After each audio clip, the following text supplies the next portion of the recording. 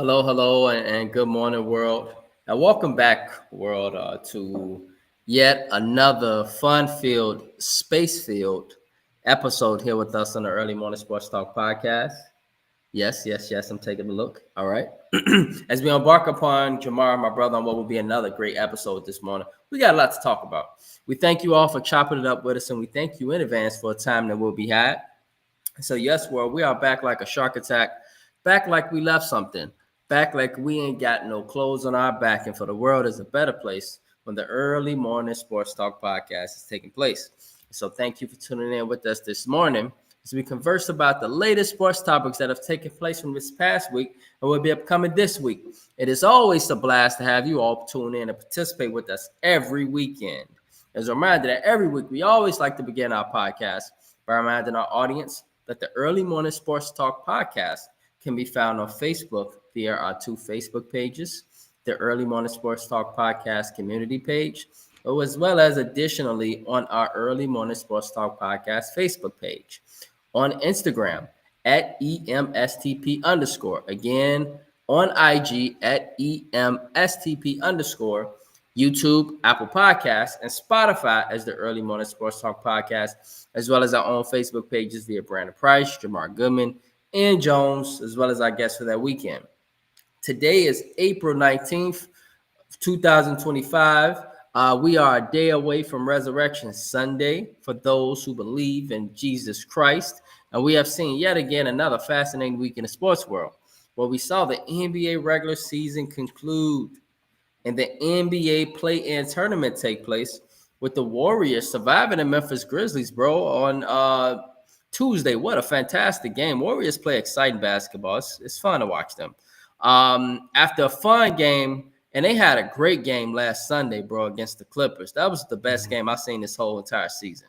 After a fun game that was controlled, unfortunately, though, by a bit of officiating, and we will find that out a day later, as we always do a day after, and it'd be in the headlines on ESPN.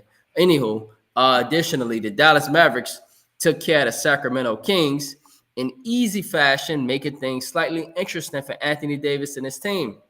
So then they would go ahead and last night and they would progress to play the Memphis Grizzlies. And the Memphis Grizzlies took care of business. But I'm a bit disappointed, Jamar, because damn it, I was 3 points off from winning $150.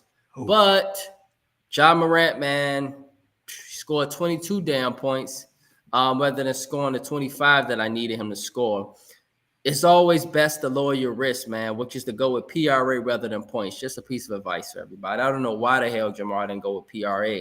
I should have went with PRA because last night he was a point guard, bro. He wasn't the scorer, any attacker. I had the mindset that he was going to be a killer last night, saying all marbles are on the table. I'm finna kill. But sometimes when you're on that court, bro, and you see that other guys eating and they shots going in, plus you at home, you could be a point guard. But on the other hand, the Orlando Magic, bro. Speaking of the Magic, we're gonna talk about them. Dominated the Atlanta Hawks, um, and our Chicago Bulls got their ass, man. Anywho, the Chicago Bulls got dominated in Chicago, bro, by the Miami Heat, leading our GM to publicly encourage Bulls fans to please be patient with the rebuild. And so the Bulls right now, they going home, bro. They already at home, sorry. And they're on the rebuild now. But on the other hand, the Orlando Magic, they captured the 7th seed. And last night, bro, that was a hell of a game between the Atlanta Hawks and the Miami Heat. The Miami Heat survived. And here they are again, bro, around this time of year. And so with that being said, introducing my partner here, my brother on the Early Morning Sports Talk podcast, my brother from another mother. Mr. Jamar Goodman, my bro, how are you? good man. Hey, I just for what it's worth, I don't blame you for not, choosing the PRA. Last night, I get it. Winner take all type deal. I don't blame you. And 3 points. Oof, that's tough. I feel you. I know what that pain feels like. I know. Right. I'm literally on the verge, bro. I've been doing it for 2 weeks, maybe about 3 weeks, but I've won a lot. And I just didn't do it a lot because I've been overseas. But now I've been able to get an account, you know, and I'm able to have my account regardless of me being overseas. Nice. I mean, I talk sports with you every damn week, right? So I might as well get into this game. We need residual income, all of us, right? And so it's 2025. Our day jobs ain't gonna cut it. So, anywho, bro, we got to talk about the NBA playoffs, man. And again, to our viewer, and I'm gonna do my tag shortly. The Early Morning Sports Talk podcast. Support this screen. 2025 NBA playoffs, bro. So I don't know if it's even worth talking about the Bulls as much. But we gonna give the Bulls a little moment of silence here before we get into the real NBA playoffs. And so I just want to ask you, what did you think of the Bulls season and our rebuild? Well, what has to happen, bro, in your opinion? Just a quick synopsis of what has to happen in order for the Bulls to kind of take that next step, man, and stop being a play-in team every year. Because that's exactly what we do every year.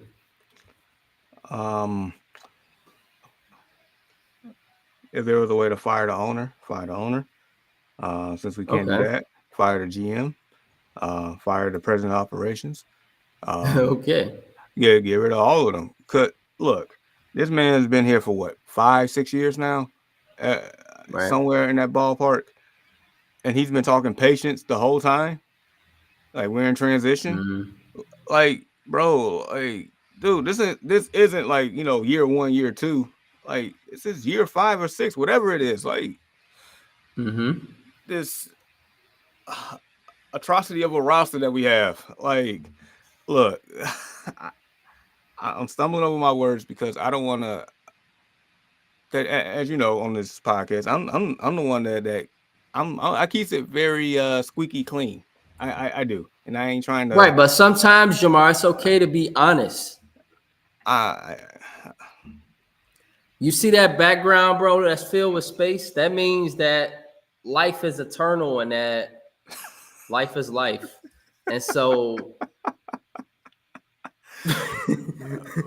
so in my eternal mindset, bro, speak your mind, man.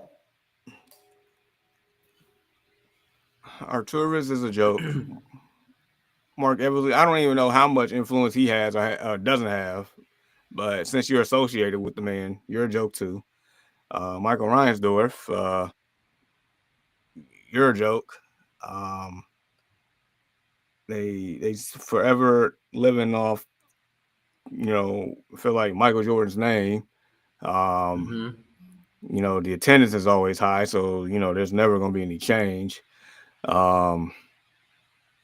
It seems like they just don't care. They're fine living in mediocrity because we as fans gonna consume and go show up to the games and buy merchandise and fill their pockets and like, oh well, we ain't really got to do too much of anything. Let's just keep moving. We just gonna throw out the president of basketball. He'll say something maybe twice a year at the deadline and at the end of the year, and continue to say we all need to be patient and keep it moving.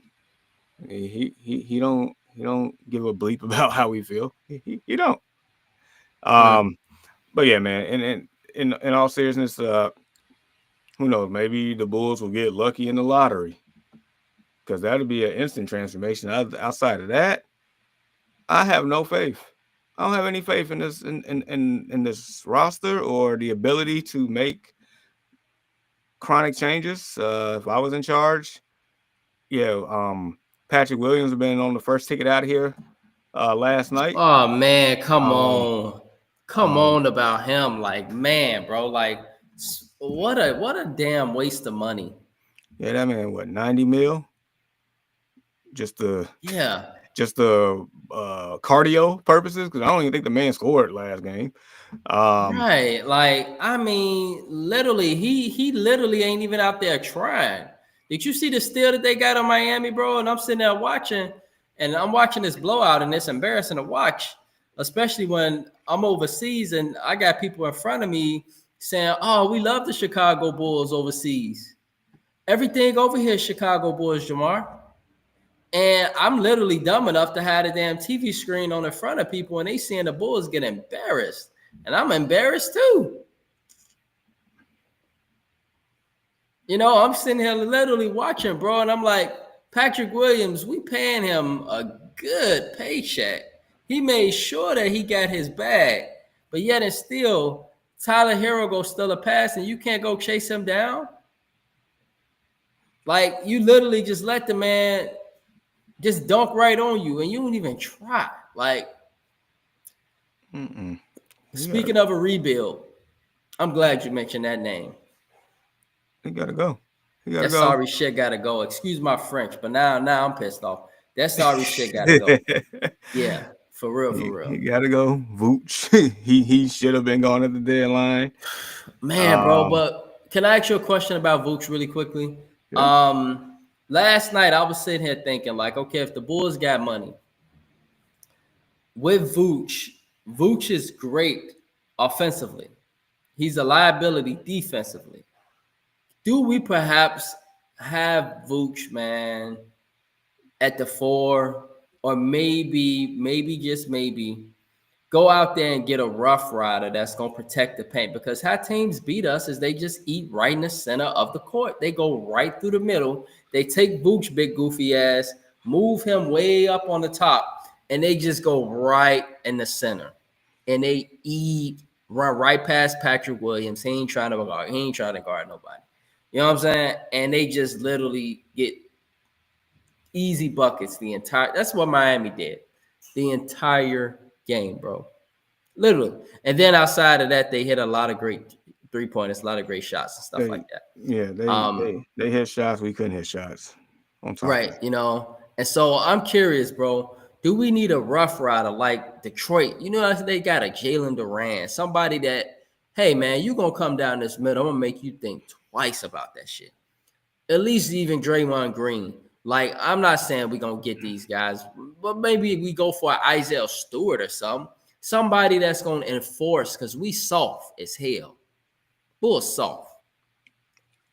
Where's the rebuttal there? There is no rebuttal. We're soft.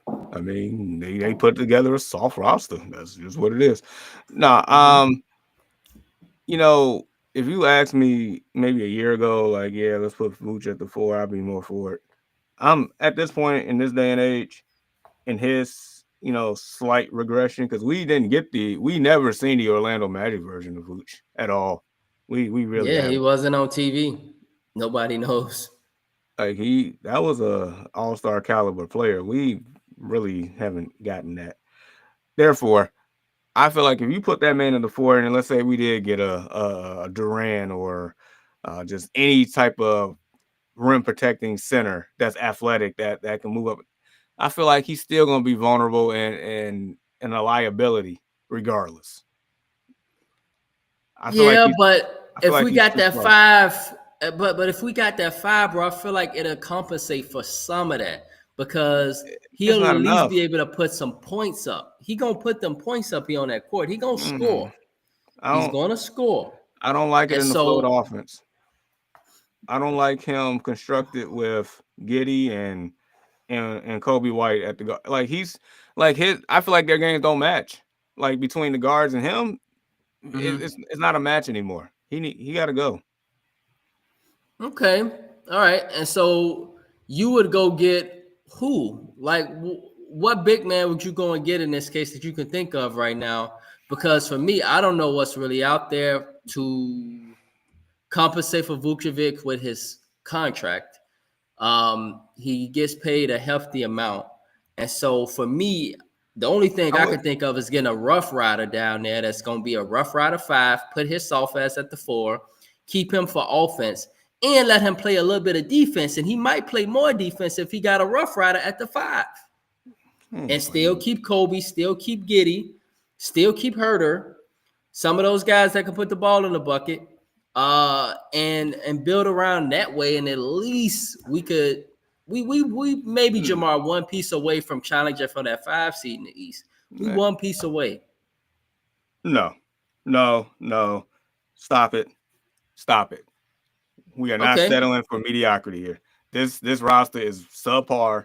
Is the reason why, you know, they finished with a losing record. There's a reason why they got smacked in front of their home crowd.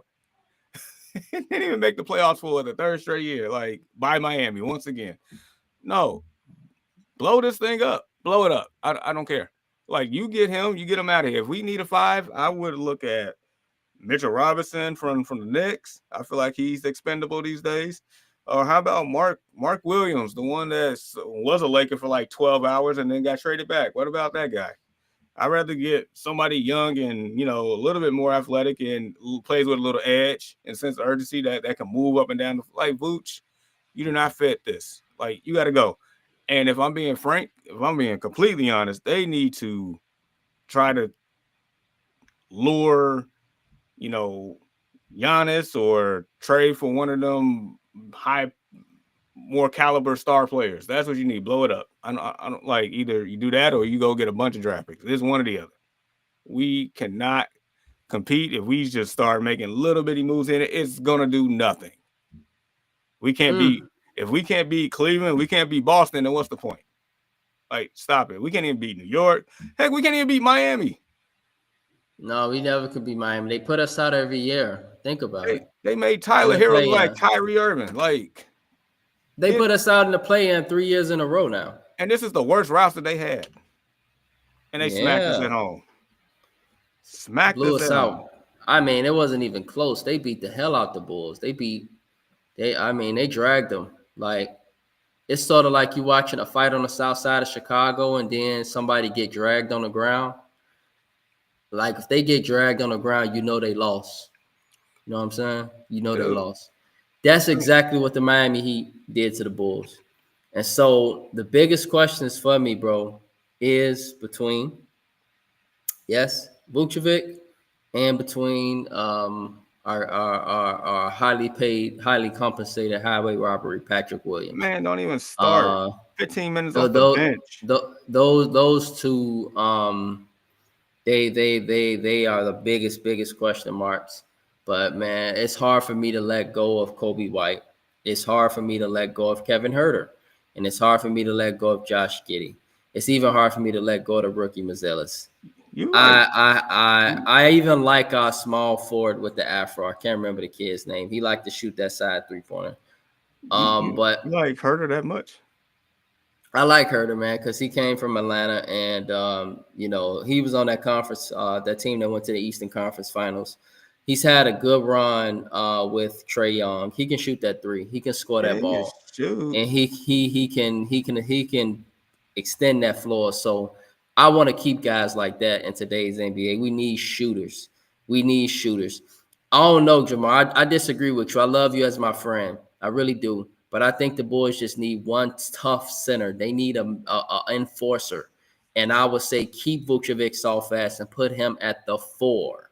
Put him at the 4. Keep Giddey. Let him be at the 3. Let Kobe be the point guard. Maybe we could put Hurt at the shooting guard.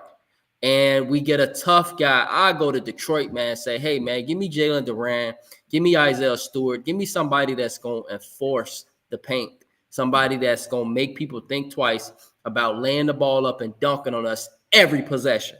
That's exactly what teams do with the Bulls. And so all right, so let's just say we do that, right? Let's say those moves are made. Are we better than Cleveland?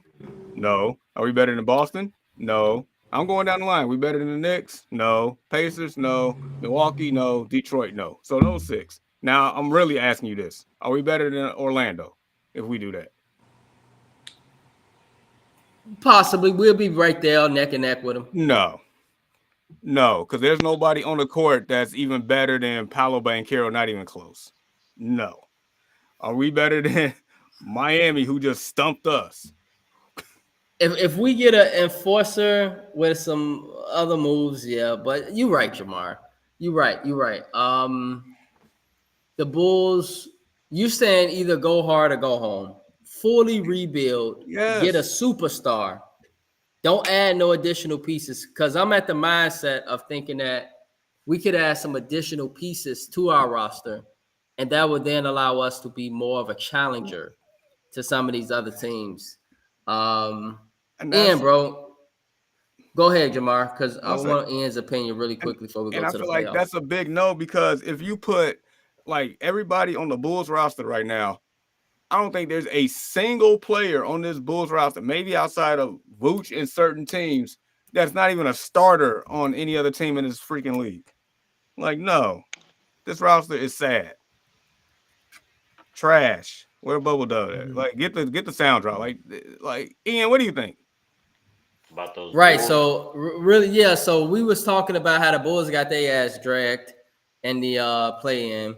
Um, and so you know, of course, the health of Lonzo Ball plays a big role in this, I think. Um, but there might have to be a decision made on him too. Um, but I was under the mindset in that I think we got a good team, and I think we just need some rough riders. We soft. Teams take advantage of us in the middle of the court. They move Vucevic out of this paint, but even when he in the paint, they score on him a lot, regardless. He's good for offensive purposes, but for defensive purposes, he's just awful. And I'm under the mindset that we need a 5. I say go to Detroit, ask for Isaiah Stewart, ask for a Jalen Duran, ask for a Mark Williams and Charlotte. Somebody big that's going to make people think twice, but that can also enforce the paint and defensively. Not really, we need defensive people. And the Bulls don't have it. They just get ramshacked and they have to outscore people all the time. And they end up losing because they ain't got nobody to defend the paint. And so I'm under the mindset that we need to just add a big man um, and maybe go out and get another shooter. But Jamar's under the mindset, and I understand, he just said blow the shit up. Like, I don't know if you heard this week, the GM, he stated be patient with the rebuild. And so for me, I understand that we probably won't beat Boston, etc.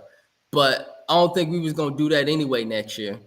But I think if we at least go get somebody new that can enforce that paint and that's young, we can at least challenge for that upper 5, 6 seed, at least be a playoff team in the East. Because we got the buckets, we got the offense, we just need more defense. And so, but Jamar saying just blow the shit up. And so I don't know where you at, bro.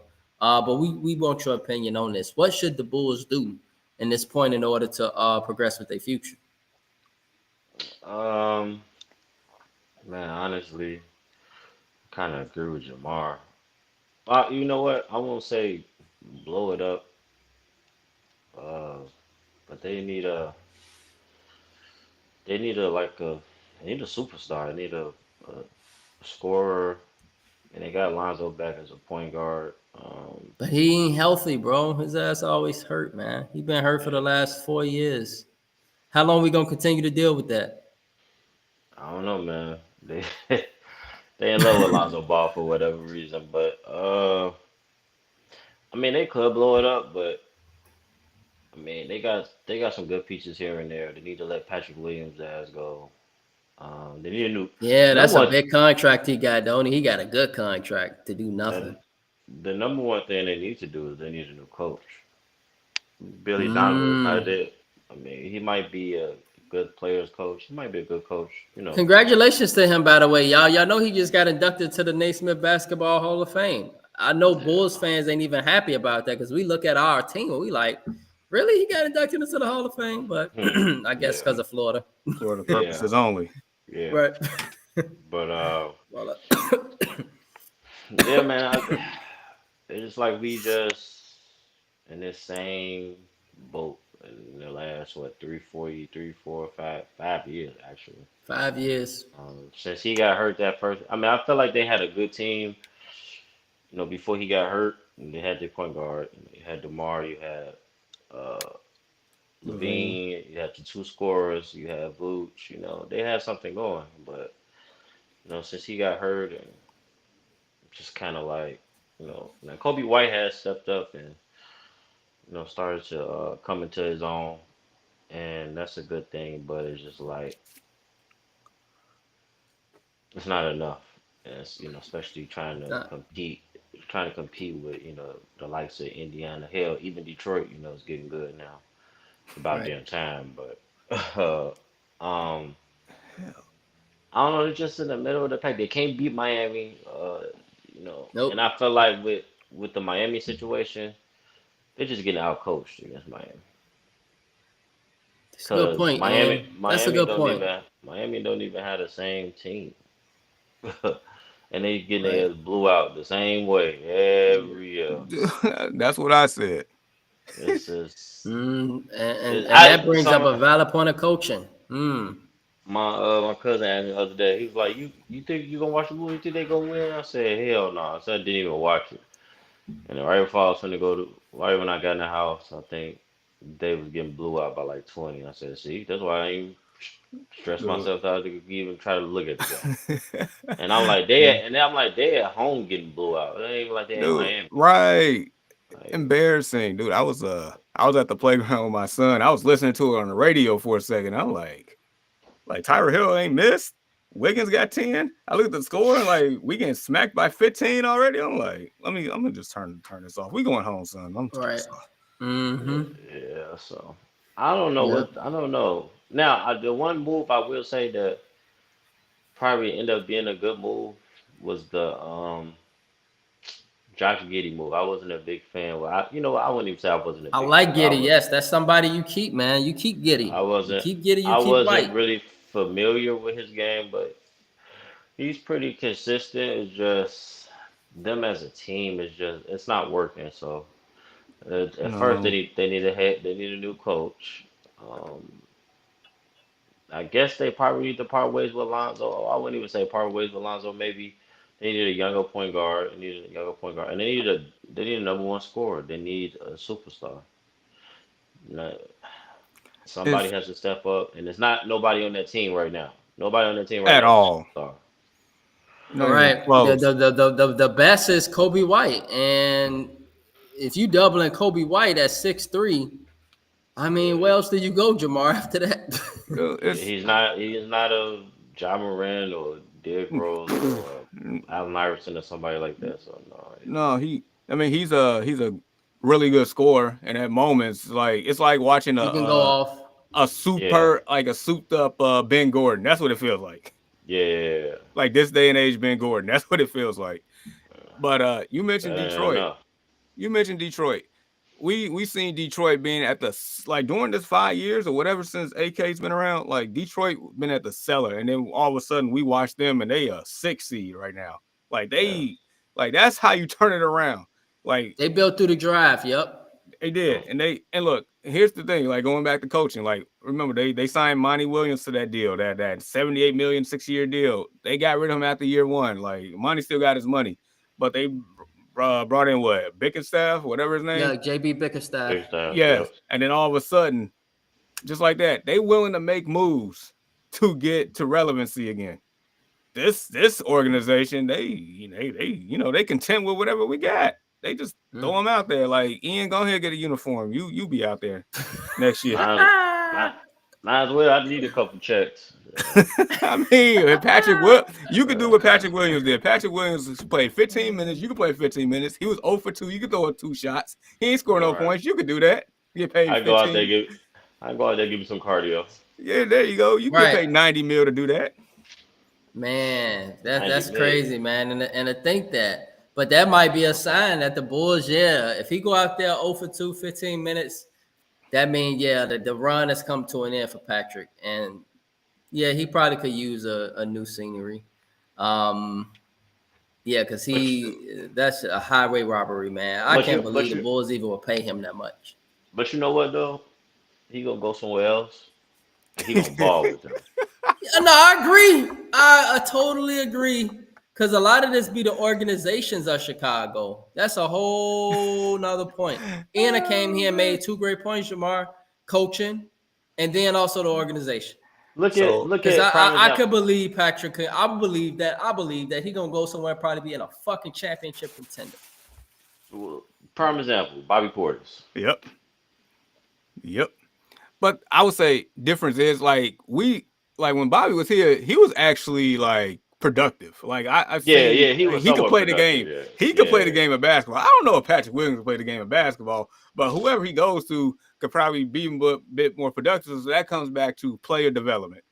So Yeah, we you know what? It's crazy because I heard Patrick Beverly talk about Patrick Williams. He felt like Patrick Williams could do any and everything on the court.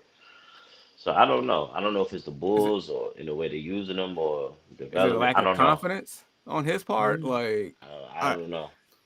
so I would say the Right. only I thought he was a baby Kawhi Leonard when I looked at him at that first. I thought that he was the had that comp. potential. That was the comparisons. Yeah. That's why we got And I excited. Like think I think Mhm. they shouldn't have put that on him that early because now that's what, the the fan base was looking for and got nothing close to that. Should have just let him I'm develop. I mean, when you Mm, draft a guy who was the mm. sixth man on their college team at the fourth overall Mm, pick, for pick, then yeah. what do you expect? Like you like you supposed to be that guy then. You the Hmm. sixth man. You're not even the starting lineup on Florida State. But they Right. drafted you fourth overall. Fourth overall. Right. Like you gonna be that guy. So here we are. Um That's a good point, Jamar. He didn't even start at Florida State, and yet we drafted him with these huge expectations. What the hell were we thinking now when we sit there and think at about all. So the only draft pick that Arturis has even I feel like that's looks like it's going to pan out. The rookie they just drafted, it? Montes Yeah, but Buzelis. Kobe White too. Kobe White was He drafted by wasn't us. he was drafted by Garpax. Okay, That was a gotcha. Garpax pick. So Arturis sucks. Okay, yeah. And so he urged the Bulls to be patient. He urged all fans to be patient with the rebuild. If y'all heard the news this week, Mm. and so we definitely got to be patient with this rebuild. Where are you guys? To our viewers, good morning. Where are you guys with the Bulls? Do you think they should just blow the whole thing up, or do you think they need some defensive prowess, get somebody that can protect the paint?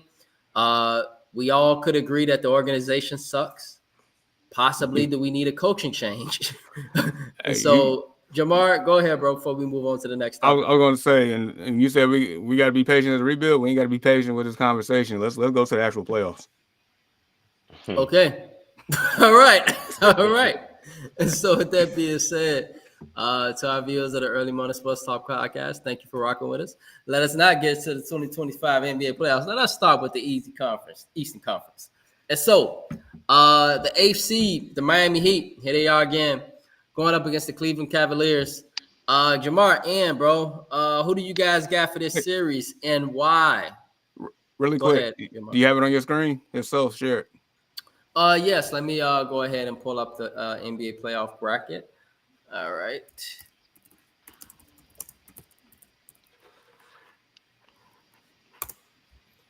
Okay, so share the screen for our viewers. And speaking of, man, there's going to be some good series that's starting today, starting tonight. Well, actually, this afternoon. And so, generally, Indiana always starts things off as normal. And so, first game, we actually could go this way. We're gonna do this. We're gonna start with the seeds. And so we're gonna go with the eighth seed Miami Heat versus the one seed Cleveland Cavaliers. To our viewers, yes, I see you can see that. And so Jamar, let's start with you, bro. Who do you got for this Cleveland Cavaliers Miami Heat series? Miami Heat are different around this time of the year. Do you think in Cleveland? I mean, I know they've been resting up. At least that's what the rumors have been, that they've been resting up, preparing for the playoffs, and they've been kind of pushing players out, letting them not play this and that, playing players periodically. Game one gonna tell us a lot about Cleveland. For real. Because Miami, they ain't finna come in and fuck around. I can imagine they not with their head coach and not with Pat Riley. No, they're not. So who you got for this series? How many games and why? Jamar. All right. So as you know, on Saturday mornings, I find myself like the first person at the store getting my stuff, taken care of. This morning I picked up a broom. And so Okay. I also picked up a tuxedo. So this is gonna be a gentleman's suite. This is what's gonna happen. Okay. Cavs in 5. And I just gave out of respect to Eric Spoelstra, out of respect to him, I'm giving them 1 game. They don't have the personnel. They don't have the personnel. I mean, this is like we seen Tyler Hero turn into I said Kyrie Irving before he got him. He turned into Kyrie Irving against the Bulls, and he looked just as well last night against the Hawks. However, that was a great game. This is still the same team that had a 10-game losing streak not too long ago. This team is inferior. Now I may not be a full like all in on Cleveland here, but I would say this much: Cleveland should just dominate them in every facet of the game. They don't have anybody to guard the combination of Mitchell and Garland. They definitely don't have anything to do. There's nobody that's gonna guard Evan Mobley. That's probably gonna be the biggest key. And then You don't think Bam not gonna? I think Bam gonna be waiting on him. That's one thing Bam can do. I He feel can like guard. I feel like you and everybody else that are fans of Bam Adebayo give that man too much credit. No, you're right, man, because he let me Jamar. Look, for the last 2 bets, Ian and Jamar, this man lost me. It was him. So I had 2 different bets.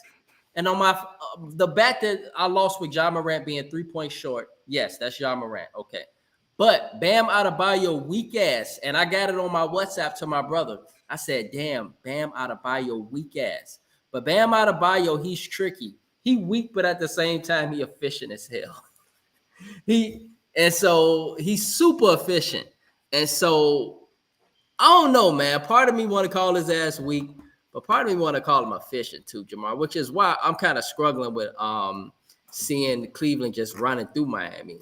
Giving that man way too much credit. Like the man is what 6'9", and he's going against Evan Mobley, who's pretty much a 7-footer, and Jared Allen, who's pretty much a 7-footer. So he is not going to be the same Bam Adebayo with all these season averages, and that's a 2-time Olympic champ. Like no, like Bam to me is I cannot stand Bam Adebayo at all. I just don't. I'm gonna just put it out there. That's just like Ian. That's just like me and Christian Kirk. So if you get the reference, you get the reference. So I can't with Bam. Like they just not good enough. And then the very key factor that I really see this just sweep or gentleman sweep is the fact that they made the move for was it DeAndre Hunter? If I'm not mistaken, that right there. Yeah. That was a solid move. I really love that move. That mean that they were serious in winning the East or trying to win the East. Yes, that man can do so much and create so many problems for opposing teams and takes pressure off of everybody else. Therefore, Miami don't have the personnel. Cleveland in 5. Okay. Yeah. Ian. I mean, I got Cleveland. I would say Cleveland at 6. Sometimes I don't know, man. Play with their Sometimes, food. yeah, they really gonna have to prove it to me this year that they, come out and play like the number 1 seed and be consistent. But they've been consistent all year, so I mean, they just clearly the better team to me. So I'll say Cleveland at 6. And I'm with you, Ian. Out of respect for the Miami Heat organization, the fact that Bam Adebayo will be coat checking a lot of Evan Mobley, so it's gonna come down to guard play here. But also they got other bigs in Cleveland too. So Jared Allen, he can't stick both of them fellas. So that's the problem. So Miami, they got a lot of little players, guys, that's playing good. Davion Mitchell, Hightower, Khalil Ware. He's some little new big man that's a power forward that's decent. Duncan Robinson always dangerous at that 3-point line. I don't see Cleveland just running through them. No, it's gonna be a little tough. They gonna make some opposition for sure. And so I think, yeah, Cleveland, yes, but I see this going 6. So I got Cleveland in 6. Indiana, Milwaukee. I don't know, guys, if y'all heard, but our boy Damian Lillard, he's been cleared for contact practice. He could return this series versus the Pacers. Keep in mind, the Pacers put the Bucks out last year. It's a rematch. And so who y'all got for this one? Yeah. This is the series everybody, well, this in New York in the East. These the series everybody interested in. Yeah. In the first round, at least. In the first round. Fair enough.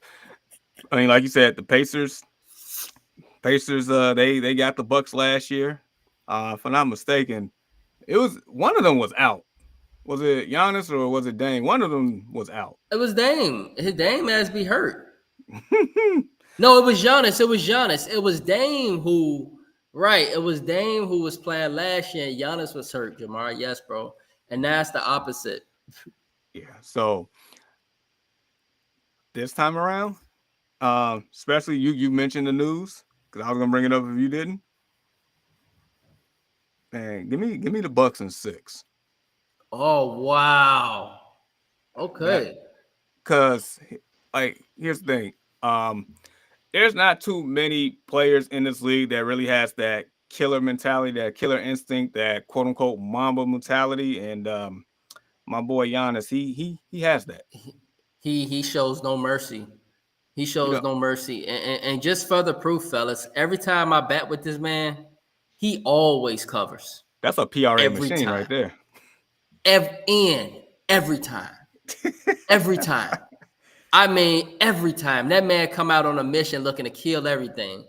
I agree with you, Jamar. He ain't finna take no prisoners at all. Nobody. He's not. And I get it. Like, Pacers, they seem like they it feels like they may have their number based off last year, but if I'm not mistaken, I think the Bucks have beat them 3 times this year already.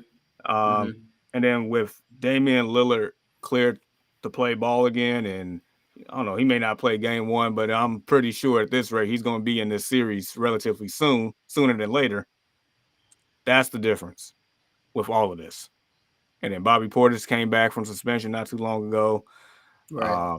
They just, getting their depth, and as much as I They've cannot been playing stand really good ball. Doc Really Rivers, good ball lately. This is his opportunity. Like you can make some noise here, Doc. Like I still think you a sorry coach, but you can make some noise here. You can do some things.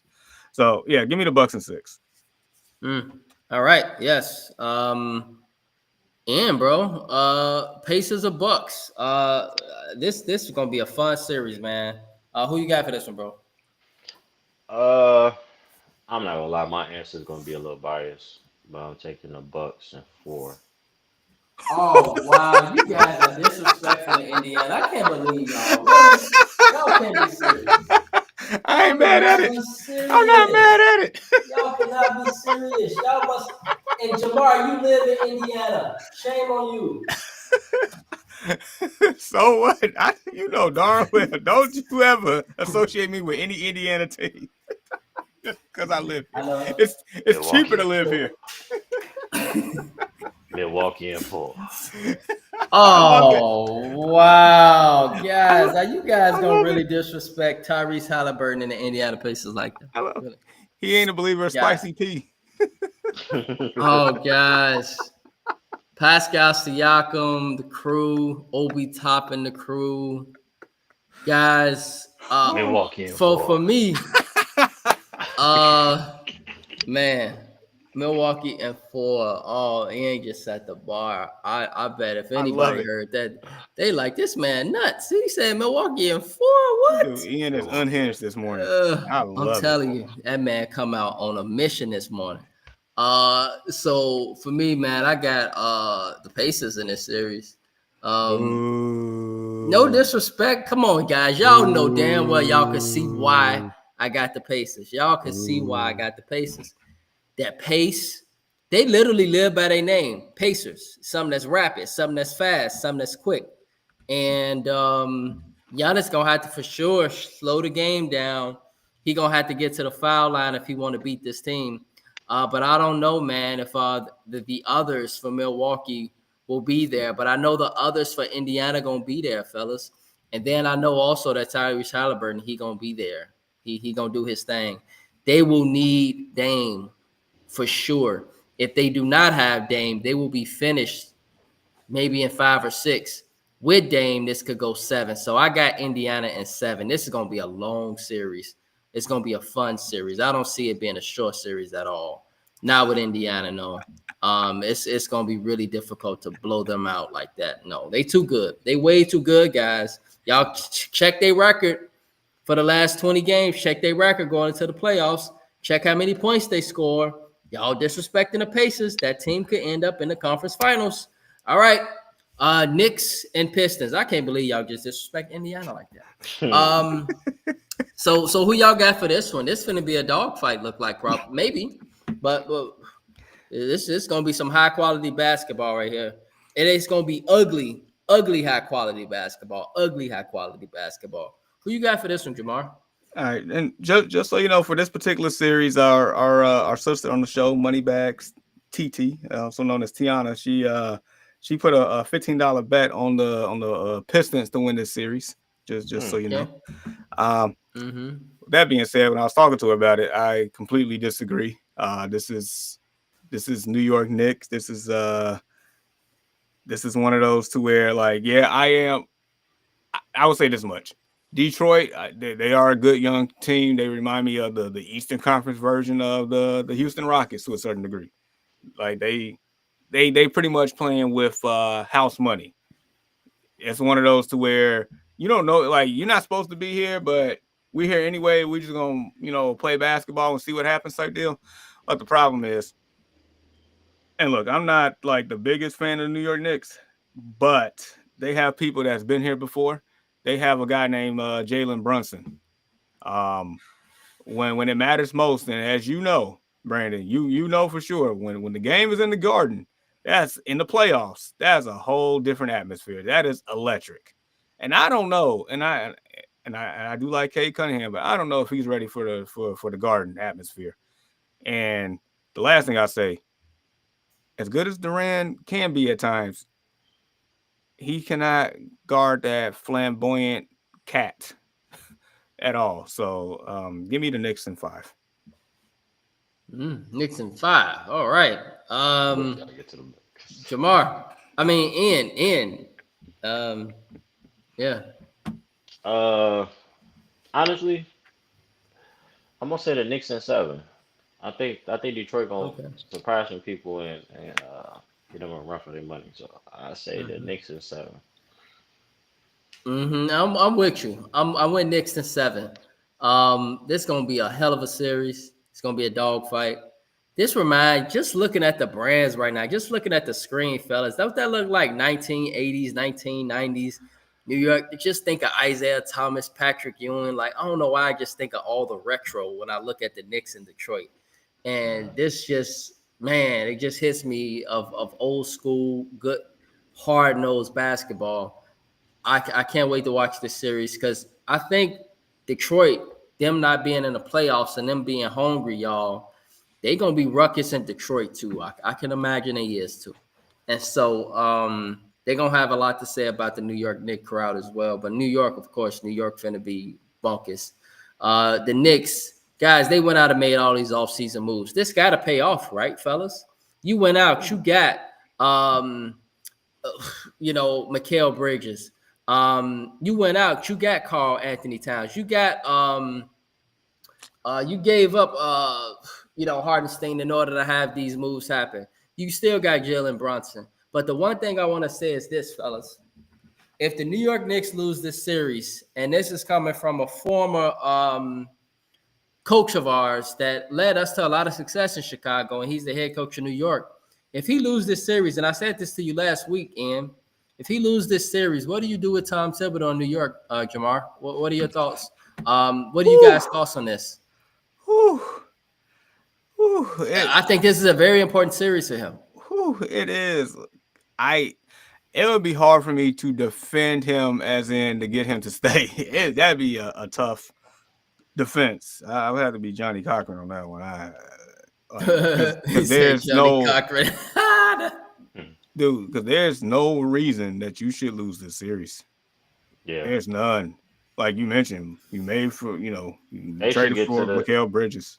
They should get to the Eastern Conference Final. They'll get to Eastern Conference Finals. He needs to be fired. Wow.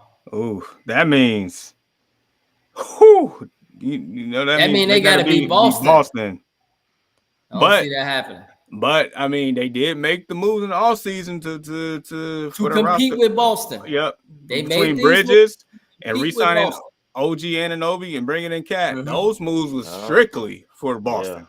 right. So Right. I don't want to hear it. Eastern Conference Ooh, Finals or ooh, it's time. ooh, Because all the moves they made this offseason, we all imagine that 1, 2, and 3. We actually imagined 1 and 2, though. We thought 1 and 2 would be Boston 1, New York 2. We didn't see Cleveland being where they were going to be. And we saw maybe number 3 being Milwaukee in the East. But now we look at it, Cleveland's number 1, but we still going to, it's looking like if things go as planned, we can still get this New York and Boston series, which is what everybody thought of. It was the first thing that hit our head. Conference finals, Boston, New York in the East, because it ain't that strong in the East. But we might get them in the second round, possibly. That's if you guys think that Boston's going to beat Orlando. Do you guys think that Boston's going to beat Orlando? Hey, I told you I went to the store this morning. I got my broom and my tuxedo. That's and Sweet. yeah, Now, this might be a sweep I can see. This might be an yeah. actual sweep I can see. So I think it's like I know Orlando's defense is stellar. I just don't know Oh, if they got enough. yes. I just don't know if they got enough offense. Right. That's my only thing. So I'm struggling between 4 and 5. Out of respect to Boston, just Boston and 4. Okay. And Ian, bro, Boston, Orlando, who you got? Sweet. Boston.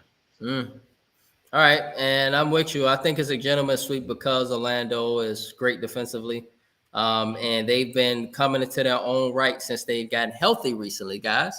They've gotten healthy recently. They've been one of the best teams in the league, and so this could be a very interesting series for 5 games. All right. On the other hand, moving on to the Western Conference, this might take some time. And so OKC versus Memphis. I'm not so persuaded that OKC finna just rout Memphis like that. Memphis still was 48 and 34. They just got rid of their head coach. That's it. But I mean, they had a fantastic outing against Golden State. The referees helped the Warriors. You arguably could have seen Memphis being the number 7 seed. The West is jumbled. It's difficult. But of course, everybody don't. I know everybody gonna pick OKC, but the question is how many games? So Jamar, OKC, Memphis, who you got? How many games? I mean, you said the only thing for Memphis was they got rid of their head coach. I say if you peel the onion back, the layer real quick, they are missing 3 of their key defenders on this team because they're all hurt. That's why Memphis has slid from 2 all the way down to 8. So with that being said, I got OKC and 5. No Okay, disrespect. OKC and 5. Yep, no disrespect to Memphis. It's more so about OKC. Yeah, but you know, I can see your point. I'm not gonna argue with the defenders. Marcus Smart. Okay. Anywho, Ian, bro, who you got for this one? How many games? Uh, I got OKC in 5. I don't see Memphis really Yeah, doing nothing with them. I got OKC in 5. yeah. This could be OKC in 4. I got OKC in a sweep. Um, Sweet. yeah. Pull out the brooms. Dang. I know Memphis. They gonna give them games for sure. It's Ja Morant we talking about, guys. It's Jaren Jackson Jr. we talking about. This Desmond Bain. So they finna come hard. All right, I'm gonna change it. I'm gonna say OKC in 5 because I'm just thinking of they still got some superstar. They still got some star power in Memphis, and so they're gonna put up a fight. They not finna just walk out and just easily lay down on the ground. But I'm gonna be really interested in OKC come this playoffs, guys, because if OKC, if they don't make the NBA Finals, this is a failure for them again. You would agree, Ian? If OKC don't make the NBA Finals, this is a failure for them again. Western Conference Finals, but yeah, Finals. No, NBA Finals. They need to finally get over the hump. Hell, we're not finna. They haven't even made the Western Conference Finals before. Right. They I gotta know, make the but Western even if they make the Western Conference Finals, the narrative still gonna be y'all gotta get to the NBA Finals. Y'all need to knock down the door. OKC has been knocking on the door. This team has been great for the last couple seasons. They got the MVP. So they gotta make the finals, guys. Presume MVP. I think. So here's the thing: like, if they lose before the conference final, like, here's the thing: like, with them, we probably compare them to what the Utah Jazz was a few years ago with Donovan Mitchell and Rudy Gobert, where they was the one seed those times. They're better. I understand way that. Better. But here's the thing: is like they never made a Western Conference Finals. They was getting so much slack. They blew that thing up. This here, like, yeah, they're better. But the thing is, they haven't made it there yet. At least let them get there. If they get to the Western Conference Final, it won't be as bad. If they lose at the Western Conference Final, it won't be bad of a backlash per se. And so, if they make it to the Western Conference Finals and lose in 6 games, that's a victory for them. I think that, to a certain degree. No, I don't think it'd be as bad. I don't think it'd be as bad. You lose before the Western Conference Finals, I'm not defending that. Guys, give. This is a 65-win team blowing people out all year when they're on the court. OKC has been a great franchise. I give Sam Presti that. They need to win a championship. They need to get to the finals. They need to, if they do not at least go to the NBA Finals, for me, not even the Western Conference Finals, they need to take a serious look at their roster, and they need to get a superstar. They need another. So this is going to tell a lot about OKC because I'm looking at them, and I want to see what they do. If they do not make the NBA Finals, or at least according to you guys, the Western Conference Finals, then that means OKC needs another superstar, and Shea needs somebody else that can ride with him. On the other hand, KD, he'll be a nice fit there. The Nuggets, y'all, the Clippers. Who y'all got for this one? Whew. All right, and it's getting hard, man. It is. And just so you know, apparently, on a quick side note, apparently, like you know how March Madness got their brackets. Apparently, they got a bracket thing for the NBA, and I just sent it to y'all in the group, and I just kind of filled it out here, so no sneak peek in there. But anyway, I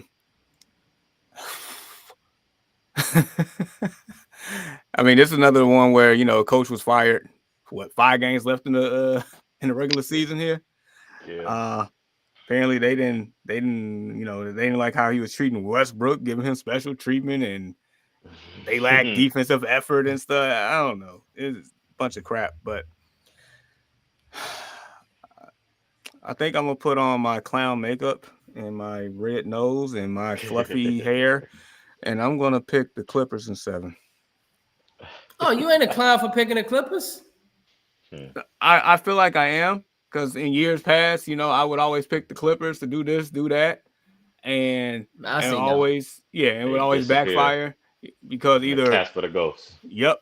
Either Kawhi Leonard gets hurt again, or Paul George gets hurt, or whatever the case may be. Right. Let's keep our fingers crossed.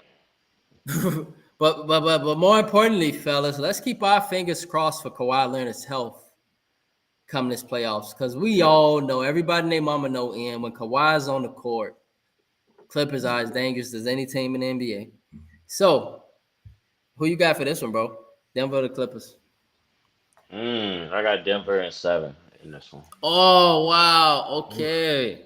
Got Denver in 7. Well, I mean, me and Jamar can't really blame you. I mean, come on, this is the Joker. I can't. This is Jamal Murray. Come on, man. Like, I can't go against the Joker. Now, let me ask you this. Zubac is the front runner, as you know, you fellas know. He's the front runner for NBA Defensive Player of the Year, not Draymond Green. He's the front runner for NBA Defensive Player of the Year. He will stick the Joker. You still think he able to stop the Joker? No, nobody's able to stop the Joker. No. If Anthony Davis can't stop the Joker, nobody can. Good. Yeah. That's a wrap. Right. So, yeah, get his Defensive Player of the Year, boy. He's still gonna get his ass cooked. Yep. Respectfully, though, it's, you know, Right. it's gonna be Ain't nothing to be ashamed It ain't, about. right. Not with the Joker, right? Like that's he gonna die with honor. That's all. that's it. And so, man, y'all, it's gonna be a dog fight, man.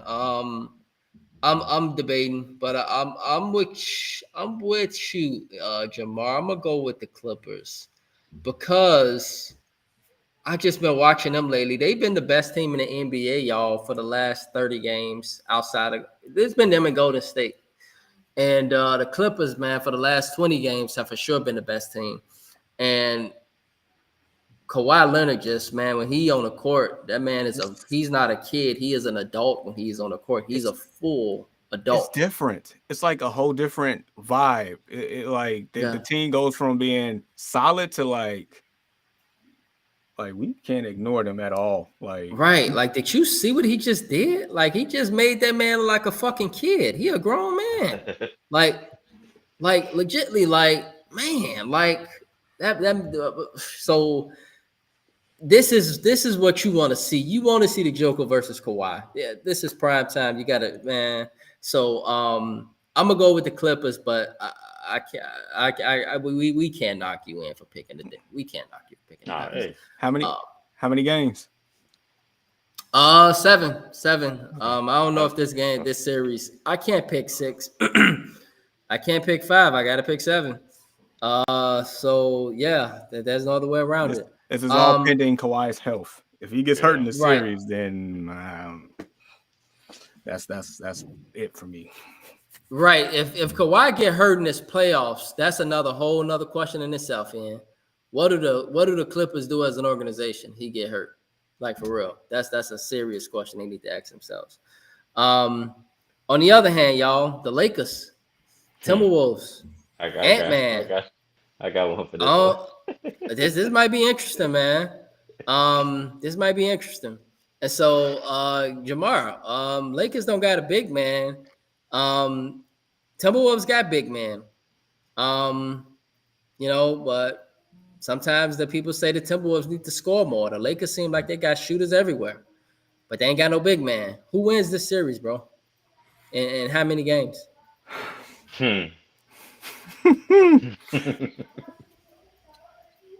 I think this was the hardest one for me to pick because there's so many variables and things that can make this series go either way, in my opinion. All right, first and foremost, like you mentioned, the bigs. If Rudy Gobert should not ever be on the court when Luka Doncic is on the court. He made it clear he coming at him. He made it clear as hell. He should not be on the court. Anytime Luka's off the court, you can put Rudy Gobert in there. We learned. We've learned. We saw it. That's last year. My gosh, left that man on the island. They let that man out to die by himself. But all right, in all seriousness, Lakers, in my opinion, should win the series. And my brain says I'm gonna pick the Lakers. And 6. Yeah, but my heart says if I just know one thing, if this series splits it, if this series splits in LA, Lakers in 5. The Timberwolves can make this very interesting. Anthony Edwards can make this series so interesting. It can make them. It could be like Phoenix last year, where they just made it real uncomfortable for the Suns and just knocked them out the water. But I got Lakers in 6. But I like what my famous saying. I don't have the warm and fuzzies at all about that one. I do not blame you, man. A lot of this depends on Ant too. But I like your stance. In Cow High, West Side, let's ride. Lakers in 5.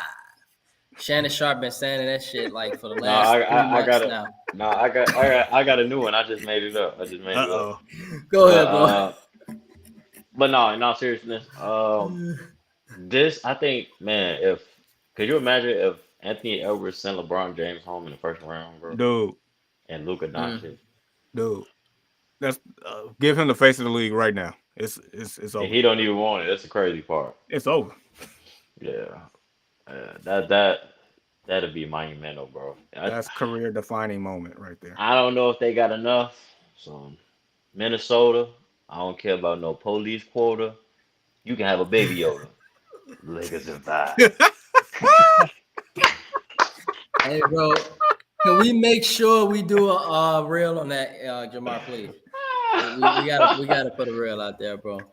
We gotta put a Lakers in reel 5. out there. We gotta put a reel out there, bro. And so, Oh snap! man, bro, this gonna be a tight series, man. And for me, a lot of it depends on Ant, y'all. If Yeah, Ant be the superstar, we know he. But the thing is, we know he could be it. We've seen him yeah. do it. Just a We've supporting seen cast. Ant go off for 30. Exactly. It depends on the supporting cast, Jamar, for Minnesota. If the supporting cast is there, this is a deep, deep, deep series, and this could very well go to Minnesota. Simply because, on top of that, the Lakers do not have a true big man. No disrespect to Alex Lynn. No, And all so disrespect to Alex Lynn. He's not they don't even put him on the court. at all. They All right, they traded for play. the man. What's the They name? Give don't number So even 6 put to him him. on the court. What's They his don't name? even Jackson put him Hayes. on the court. Jackson Yeah. Hayes, Yeah, but man. he more of a power forward. He not like a big, he not He that just he enforcer, just he's just the oop guy. They just throw oops to him. Right. He's a Daniel Gaffer for them. That's all he I'm is. Yeah. telling you, bro. He been eating good since Luka got there. So I think the one thing that we haven't mentioned, but I feel like he should have all the eyes on him is Julius Randle. You know how I feel about Julius Randle. I can't stand that mofo. He Man. trashed me, but he's been playing a lot better basketball in the last, I think 5 to 10 games. They've been playing. I say for the last 2 months, Jamar. They've The been last 2 months. Because Minnesota been pretty good for the last about 20-some games, bro. They've made a hell of a turnaround. And it's been the biggest catalyst, like you said, has been Julius Randle. if I ever in one of these games, if Julius Randle end up taking more shots than Anthony Edwards, dude, just throw the whole team away. Throw it away. That should never happen. Right. And so I know a lot of people probably not used to this or don't want to hear this, but I got the Timberwolves in this series, guys. And the biggest reason I got the Timberwolves is because the Lakers don't have a big. And I think Julius Randle, guys like that, they will feast down low on this team. The Lakers pressure, all the pressure in the world on them just because they the Lakers, y'all. They the Lakers. They got the world of pressure on them. If they don't win, LeBron James, wherever he go, he could go to goddamn Memphis and it's going to be pressure on them or a whole organization. It's on the Lakers because LeBron James is there. I feel like it's going to be some sweaty palms. And I feel like Anthony Edwards, being the type of guy he is going to smell blood. And he's going to be looking to send a serious message to the NBA to say, oh, y'all forgot about us. Y'all forgot about me, huh? Y'all got amnesia that quick, huh? And I actually got the Timberwolves, y'all. I got the Timberwolves. I don't know if it's in 6 or 7, but I think this is going to be living proof, y'all, that the West is just, it's just very talented. That's all I can say. He's just very talented, man. And so I got the Timberwolves. And I had the Lakers, but I don't know, man. Part of me just think the Timberwolves gonna pull this out, and it's gonna shock everybody. I know that would be such a defining moment for Ant-Man. Like we was praising Ant-Man last year, what he did to the playoffs. I feel like he just ran out of gas when they got to the Western Conference Finals against Luke. The thing is, he's seeing Luke in the first round. He got all the energy in the world, so that's gonna be that's like all these series in the Western Conference. This is fun. But I think a lot of people are disrespecting Houston versus Golden State. Maybe you can see why, the youth, but who wins this one, bro? Hard-nosed youth, great coaching. On top of veteran experience, great defense, great coaching. Who you got, Houston or Golden State for this one? Dude, it feels like in this series, it seems like Ime Udoka is like like in any like movie or trilogy, like he's like the evil like mastermind. It's like this dude Here you go has again. this man, as I mentioned before, he's a dog on and off the court. If you're a dog 24/7, that's diabolical. It's hard to beat somebody that's a dog all the time. I'm just saying. But in all seriousness, man, dude, like this Rockets team, I mean, they're 2 seed for a reason. Like, yeah, we always talking about youth and inexperience coming to the playoff series, but I'm not gonna be sleep on that, dude. Amen Thompson, that man there, that is a star. That is a Oh star. yes, he's on this. You say he's a star already. I'm saying like, yeah. You think he's a star already? I'm like, he's on his way for sure. Yeah, I mean, more so, I'm not giving him like like all-star or superstar level yet, but more so like He's on that is his a way, cornerstone. man. That is a cornerstone of your team. He is already a premier defender. He's a star defender. I'll give him that without a doubt. And he's the reason why Steph Curry had 3 points that game. Now, granted, Exactly. No, it was 2 points, Jamar. It was 2. it was 3. Oh, okay. Sorry. It was 3. But nevertheless, I'm gonna take that with a grain of salt because I think that was more so, Houston just doing what they want to do as opposed to Warriors really giving the effort they needed that game. Anyway, Warriors in 7. Warriors in 7. Okay. Warriors in 7. Because we talk about, I just mentioned the inexperience and, I'm bypassing some of that. And I think a lot of that's because of Udoka and his experience as a coach and former player in the league and playing under Popovich and things like that. He just, just the knack of how to get his team ready. But as we all know, stars in the playoffs, they elevate. They raise their game to a different level. So this is where, playoff Jimmy's unlocked. This is where, Steph Curry really made a name for himself. This is where Draymond Green earned his money. You got those 3. You got a supporting cast of the bench that's been playing pretty well. So it's just more so if one of those bench players, those role players per se, can just do enough on the road, it'll flip this series. Because at home, they're going to play well. We know role players play better at home than away. Right. But at the end of the day, like Jimmy Butler says, you always got a chance when Steph Curry's on the team. So I got Warriors in 7. Yeah. And bro. I got Warriors in 6 on this one, honestly. They got great leadership in Houston. They're still young. Not saying that they can't do it, but I'm gonna go with the experience with Jimmy Butler and Steve Kerr and Stephen Curry and Draymond Green if he could keep his head together. Right. I'm gonna go with the Warriors on this. Warriors in 6. And I'm with you. And I got Warriors in 6, but I think it's a game 6 that come down to the fourth quarter. It's a game 6 that come down to who's the best player on the court. And I see a night from Steph in this series. And so I think it's going to be a fun series. It could go 7. And it give me the vibes. Remember a couple years back when the Warriors beat the Kings and they were a young team? Remember a few years back, fellas? And the series went 7 games. It was Sacramento versus Golden State. It was a great series. And Warriors closed them out, game 7. I kind of got those vibes in this series. The Warriors can probably end up doing the same thing here. And so, them kind of losing to the Clippers might have been a blessing in disguise because they got a chance to avoid the Nuggets and they got the Rockets, which is the ideal matchup that you would want. And so I'm with you guys. I got the Warriors. I'm stuck between a close game 6 or a game 7, one of the two. But the whole point is that I got the Warriors. So fellas, any other thoughts before we progress to the Chicago Sky 2025 drive class? Any thoughts? That's it. No. All right. Oh, All right, cool. And so with that being said, fellas, let us talk about the Chicago Style 2025 drive class. And so, fellas, um, we do our best to support WNBA basketball and Chicago Sky team. They went out and they, did what they had to do. Um, hey, some people might like the picks, some people might not like the picks.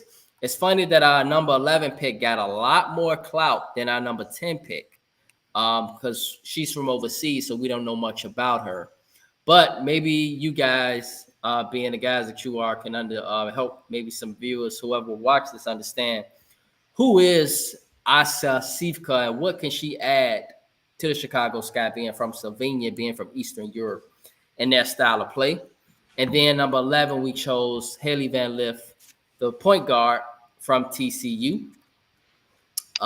She will be reunited with Angel Reese. And so she can also learn from the point guard. Well, no, she's not the point guard. Point guard is Chelsea Gray. But point guard number 2 is, Courtney Vandersloot.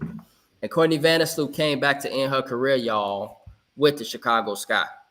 And so, fellas, Jamar, let's start with you, bro. Number 10, they picked and we might learn her name very soon, but Asa Sivka, Slovenia. Us being sports guys, we can kind of maybe understand what she'll add, being that she's coming from Eastern Europe, that style of play. She is a strong forward, but she can shoot the ball really well. Um, and so perhaps she can help out and help scratch the floor. I don't know, for Angel and Camilla, open that floor up for them a little bit more. So, fellas, Jamar, what's your thoughts, yeah. man, on that WNBA draft class for the Sky? Do you think they had a good draft or what? I think it was solid. I definitely think it was solid. Because as you know, before the draft, they made some trades to even get in this position to begin with. Right. Um, so like many of us, like I'm not too familiar with this young lady from Slovenia, but I would say, like you mentioned, based on the style of play in Europe, it's definitely more fundamentally sound and more um it can definitely get a little physical at times over there. I would say the ability to shoot, like you're saying, should help out a lot, especially with Reese and Cardoso. More so, I think in general, because I feel like we needed to score some points, Mm-hmm. at a higher rate. So that helps out a lot. And her being 6'4", you can't teach size either. So I guess, as long as she, I guess more so maybe the adjustment period just from playing from over there to over here. Maybe it might be a slight period there, but as long as she's, come in healthy and ready to go, and in the coaching aspect of it, put her in the best positions for her to succeed, then yeah, that probably is a solid pick for sure. Right. Right. Just want to throw it out there really quickly, guys, that she also is the European Women's Championship MVP. So she wouldn't be getting drafted if they didn't believe, Yeah. that she could play.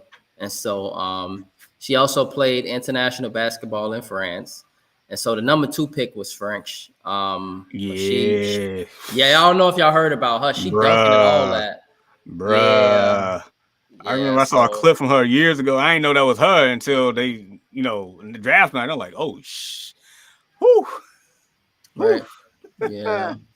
Yeah, man. It's a Gotta lot of go. good, talent over there in France, man, for hooping for sure. And WNBA, NBA definitely picking up. And so, cool. And so I got you, Jamar. And so, Ian, bro, this four from Sylvania, we all familiar with Haley Van Lith from TCU, and the game she offers. And so, what's your thoughts from this class, and how do you think they both can help the team? I think when you talk about them getting a forward, I think the biggest thing is size. You know how big their front line will be. You know with Camilla, Angel, That's true. Let's go. and our number 10 pick. Um, just hopefully they be able to mesh well with each other, um, uh, on and off the court, but really on the court. Hopefully they be able to mesh together well. And you can see that the organization, unlike some other organizations, they're trying to put together a team to a complete team, I would say. Mhm. They went and got them a point guard. Went and got them a younger point guard. Somebody that's familiar with Angel Reese, and they building up their front line, and you know, I just think they headed in the right direction as an organization. And I think that's something for us to be excited about. We did win a championship a couple years, what, 2020 or 2021? No, Yeah, 2021. yeah, 2021. So, I wouldn't be surprised if we, get close to that again. With the way that Mm. the way the We supposed to organization won is. in 2022. Y'all remember we damn Yeah, Connecticut Sean shouldn't have beat us. They shouldn't yeah. have beat us that following year. We blew that But series up. Ugh, I don't even want to talk about it. Go ahead. but I like, but I like the picks though, man. I like what they're doing, and hopefully everything works out. But I think it will though. I think it will though. I think we got a lot of potential for sure.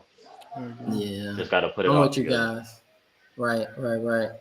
But yeah, I like the pick definitely, Haley Van Lith. But it was just funny because last week Jamar heard me. What was that you and that stated out 2 weeks ago? I really wasn't too excited about her in the NCAA tournament because remember she was Yeah. just playing at TCU, and I said she was Hmm. overrated. I said that. I said that a couple weeks And ago. and voila. Voila. Yep. She ended up right with the Chicago Sky, Yeah. and now I'm on her bandwagon. I'm like, Get go get Haley, comfortable. go. Get real comfortable now. That's what we're gonna I'm get the like, jersey. Yep. I'm like, go Haley, go. And so I like it though, man, because when I think about it, y'all, she do match well with Angel Reese. They played together. She was her point guard, And so and then national championship team for LSU. And so she can play, we all know. She's a very, very good scorer, but she's a really good point guard too. She really can get others involved. And so I hope this translate well. But the biggest thing I'm excited about, fellas, is her learning from Courtney Vandersloot, the future Hall of Famer. And we all know Courtney Vandersloot. She the truth, and she just finally got her championship in New York. She got that second ring in New York. And she parted ways to eventually end her career with the Sky. And so I'm excited about the class as well. But fellas, we got one more topic, and this is a big topic. I don't know how long it's gonna take, but we got to talk about it. 2025 NFL Draft. And so that's taking place this week. Now I know it ain't a lot of excitement about it because it's in Green Bay. Boo. Right, it's in Green Bay. But generally we talk NFL first, all that, but we can't put this first, guys, because the NBA playoffs is first. But we still got to talk about the NFL draft, and it's a lot of speculation, a lot of uncertainty, who's going to end up where.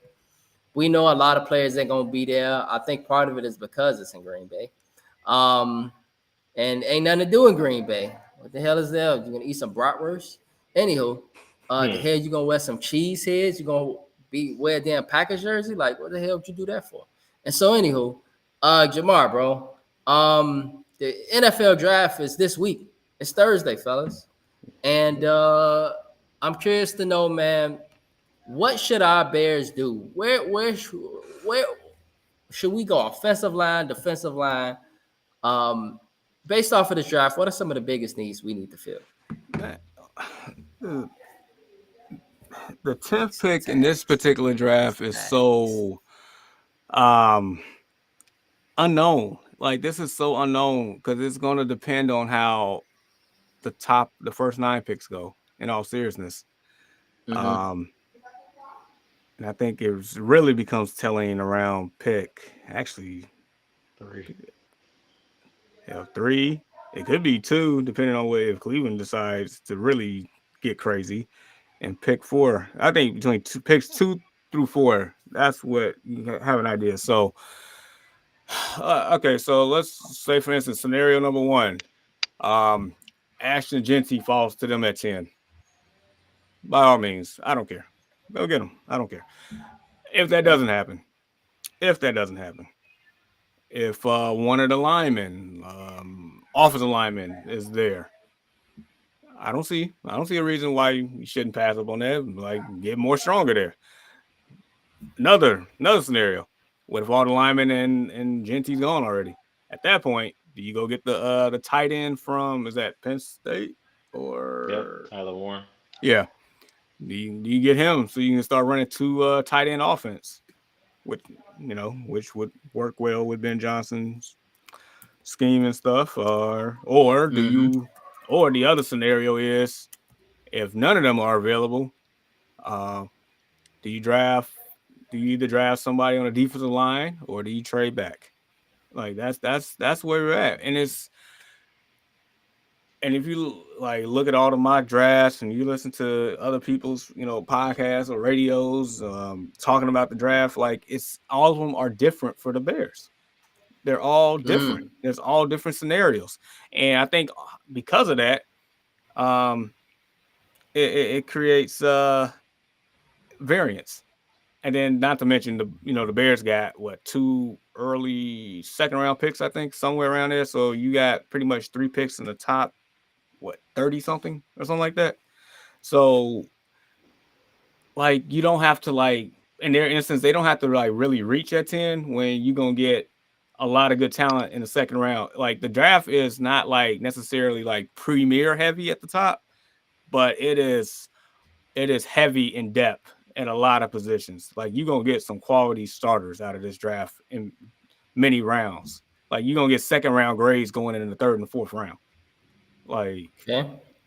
So I don't know what they do at 10, but they have options. I feel like they cannot mess it up. Like, there's no way to really mess this up.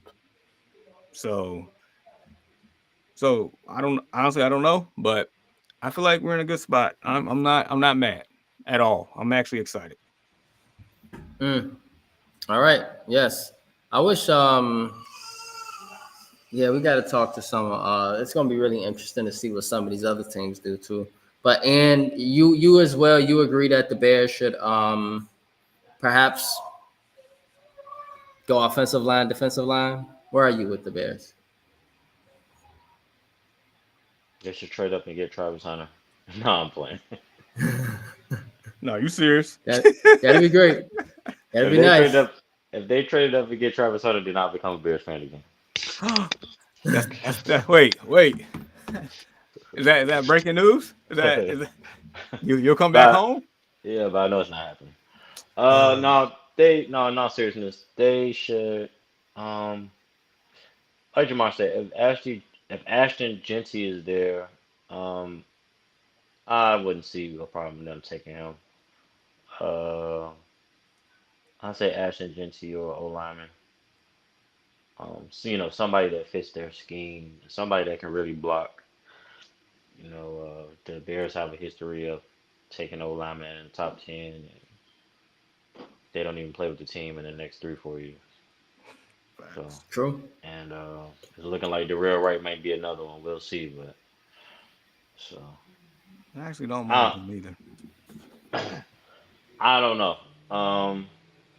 O line, D lineman, yeah, I guess you could take a D lineman at 10. Tyler Warren, I mean, in my opinion, they don't really need him, but I mean, I guess. Okay. I probably would go with probably an interior lineman or maybe Genty if he gets there. He might not get there though, but no. Okay. And so, just and you guys have been stating that it's been various mock drafts, but the Bears for this mock draft, they got Armand Memble. He's an outside, so he's the exterior offensive tackle from Missouri. And so they stated that the Bears need to continue to add depth with their offensive line. and that he should become the starting right tackle. And this pick seems to be similar when the Lions took Penei Sewell, head coach Ben Johnson's former team, early in the draft and slotted him at right tackle, where he has been a stud ever since. And so, at least we seem to be on the consensus that the Bears need to address their offensive line for sure. I mean, so I think what really gives them their luxury is the fact that they made what they did in all season already. They traded for those two guards already. They signed the best center in free agency, who I feel like is a top 5 center in the league. So they got the interior of the line. Darnell Wright, I feel like he's a solid right tackle. I have no problems with Darnell Wright, in all honesty. The left tackle could definitely be addressed, but if we went into the season with Borum, I wouldn't be like angry about it. So, but nevertheless, if they did take a tackle or another guard or whatever at that point, I'm okay with it. You just adding more depth. You just trying to build a better foundation for the team. As we found out last year, people didn't know already. Like, the game is won in the trenches, and we sucked in the trenches. So if you can bolster the trenches up, then maybe, just maybe, those games that we shouldn't have lost, we actually win. That's an extra like 2 or 3 wins right there if you got a good line on both sides. I'm telling you, man, Bears could have been a playoff team last year. So, yep, but the game was won in the trenches. And so, with that being said, fellas, all right, we will see how the NFL draft turns out this week. Thursday night, April 24th, live in Green Bay, Wisconsin. And so, anywho, I don't want to talk about no damn Green Bay. And we curious to know, bro, do you got anything for us for Ann's Basement this morning? Just curious. Yeah, me and you were having a debate in our Yes. chat. Oh, Yes, And we were. it was a start bench cut with I think it was DJ Moore, DJ Moore, Brandon Marshall, and and Alshon Alshon Jeffrey. Jeffrey. Yes. What are your thoughts, Mhm. Brandon? So my thoughts, as I stated to you guys in a group, and thank you for bringing this up, and I appreciate it. No disrespect to DJ Moore, but he's not Brandon Marshall. DJ Moore is a nice receiver, and I look at it from the Bears' tenure, or even just his tenure as an overall football player in the NFL. His stats doesn't compare to Brandon's. I don't even have to look at the stats. I know Brandon Marshall got better stats. I know he do. On top of that, I know from a body type perspective, Brandon Marshall's a big body. He could move defenders. I don't see that from DJ Moore. I see lightning, I see speed, I see strength, but he's not on the level of Brandon Marshall. And so if it came to me, I like Alshon Jeffrey as well. He was another stud. He was a stud. And so for me, I answered the question based off of the Chicago Bears tenure with the Chicago Bears. And all I see from DJ Moore's bubble screens. That's all I see from him is bubble screens. How many damn bubble screens you gonna run with the man? Maybe it's a head coach and I don't know. But for me, yeah, I got to start Brandon Marshall. Then I cut Alshon Jeffrey. I remember that man being a grown man when he was with the Bears. He was a fantastic football player. And I got to cut DJ Moore. That's me. And so no disrespect to DJ Moore. He's a nice receiver, but I even put Alshon Jeffrey. I'll take Alshon Jeffrey before I take DJ Moore. So you're starting Brandon Marshall, benching Alshon Jeffrey, cutting DJ. Mm-hmm. Hell yeah. Hell yeah. Hell yeah. Yep. What are your thoughts, Jamal? You got the Chicago Bears. No disrespect to DJ Moore. I think he's a nice guy, but I don't think I can't pick him over Brandon or Alshon. When I posted that in the group, I didn't think it was gonna go in the direction that it went, but that was funny. All right, so I was thinking about it, especially since Ian said let's talk about it today. So, look, when Cutler was here, the only thing I can say, I had this phrase that I always say: all else fails, just throw it to Marshall. Just throw it up to Brandon Marshall. More times than not, he'll gonna come down with it. You got nothing else open. Just throw it to Marshall. So therefore, I'm starting Brandon Marshall. And maybe in about 5 years that'll change. Right now, I'm benching DJ Moore. And as you know, and as flash at times as good as Alshon Jeffrey was, he hitting the bench for me. And I know he had his moments, but I feel like DJ Moore is just a better overall complete receiver than Alshon Jeffrey. So that's where I'm at. So it seems like all three of us had three different spectrums. None of us agree technically. Nope, because I am starting DJ Moore. I'm benching Brandon Marshall, and I'm cutting Alshon Jeffrey. I guess the only difference is like we kept DJ Moore on the team. You did not.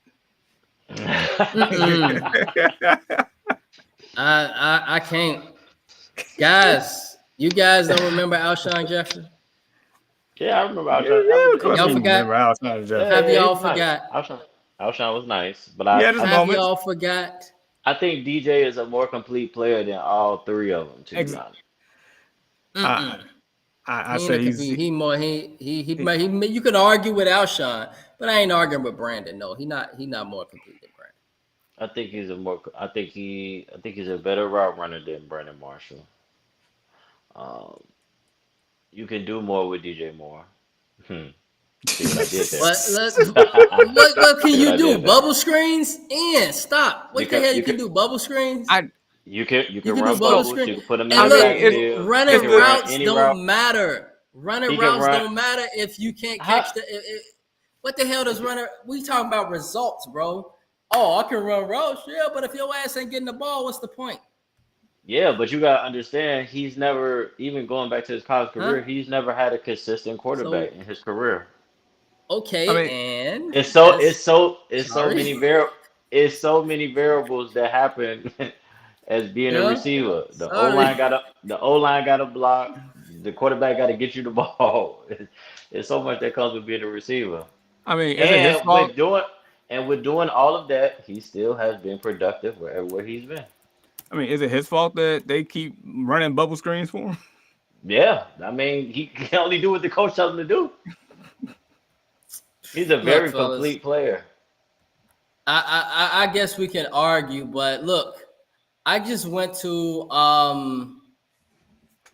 greatest Chicago Bears wide receivers of all time, and no disrespect to DJ Moore, but from what I see from number 1 and 2, and this remind me, I remember Allen Robinson, man. Y'all remember Allen Robinson? He used to be cold as hell. I used to love Allen Robinson. Marty Booker was nice. I remember him. Curtis Conway.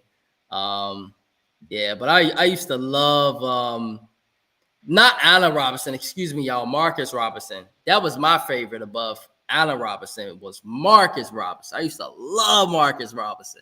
He was almost like a Alshon Jeffrey type. He go up and get the ball, bro. Like I used to love Marcus Robinson. But number 1 and 2 actually is Brandon Marshall and Alshon Jeffrey. Man, what website did you? What blog page did you find this on? Credibility. That's not hard to be. That's not hard to be in the Chicago Bears franchise. Right. And so, I guess we based it off of the Bears' tenure and not potential or not this and that. But yeah, man, this is ranker.com. Y'all listen to the name. We've never heard that before, Brandon. I mean, anything to make his case. Anything that he can find to make his case.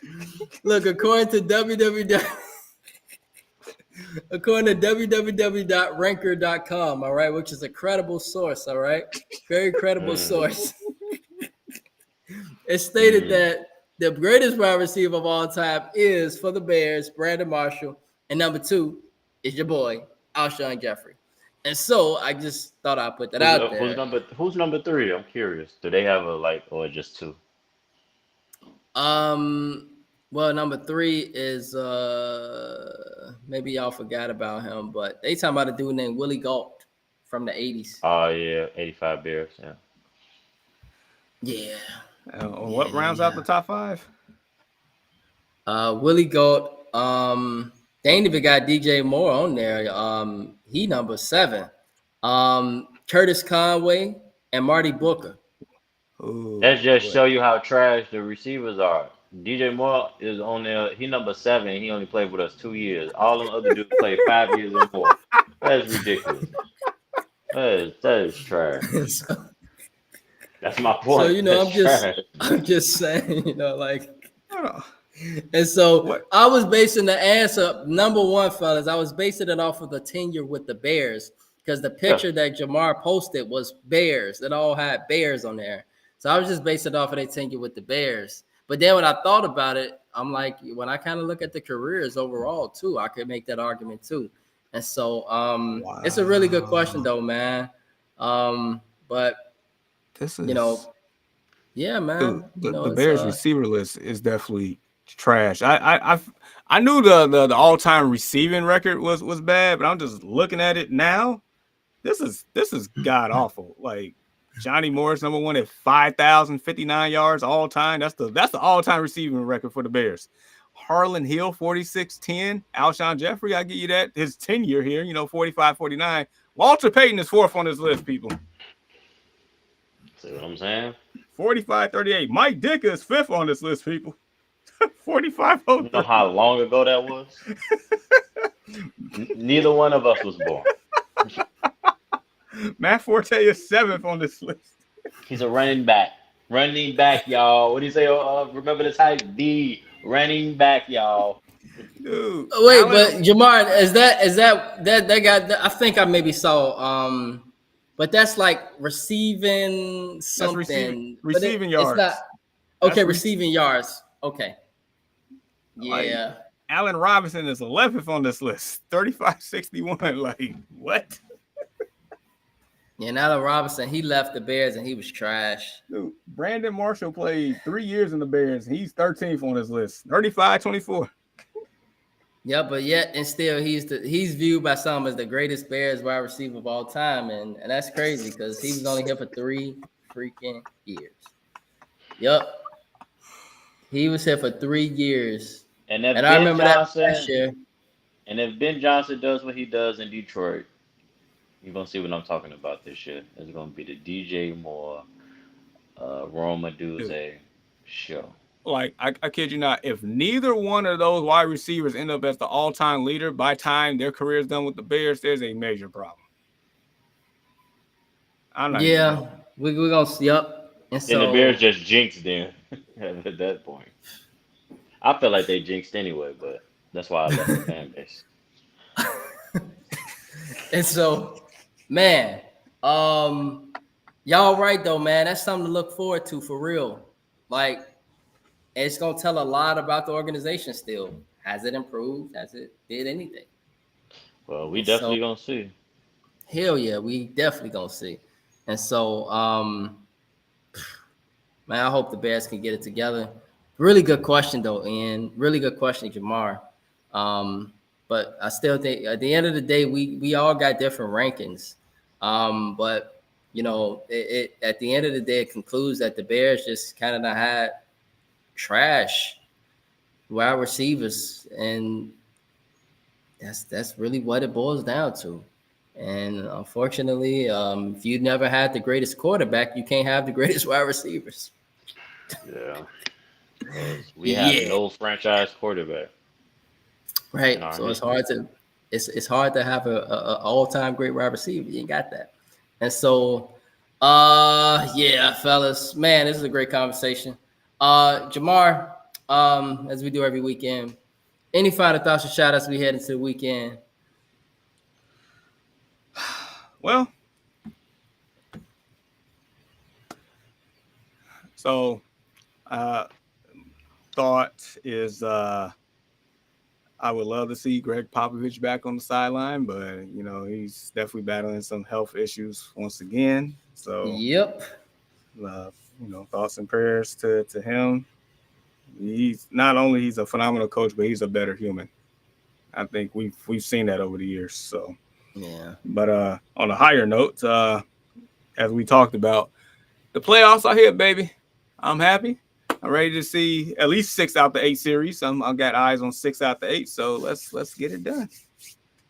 Yeah, for sure. Yeah, and bro, any final thoughts or shout outs, bro, as we head into the weekend? Uh, my Ohio State Buckeyes are still the national champions. The hat was sitting right here, so I just had to say that. Nah, in all seriousness though, nah, we got NBA playoffs coming, so this is the time that I really, really watch the basketball and really pay attention to it. It's going to Right. be a little bit more intense, and it should be very interesting.